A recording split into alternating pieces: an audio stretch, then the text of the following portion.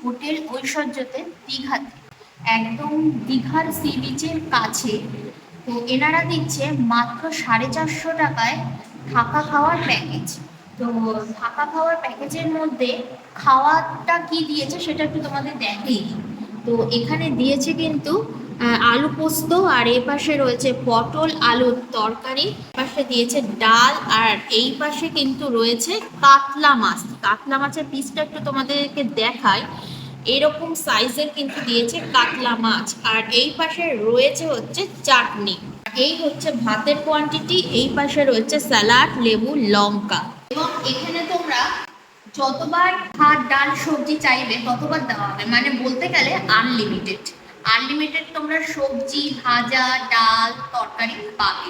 মাত্র 450 টাকার মধ্যে কিন্তু এই খাবারটা পেয়ে যাচ্ছ, প্লাস রুম আছে তার সাথে।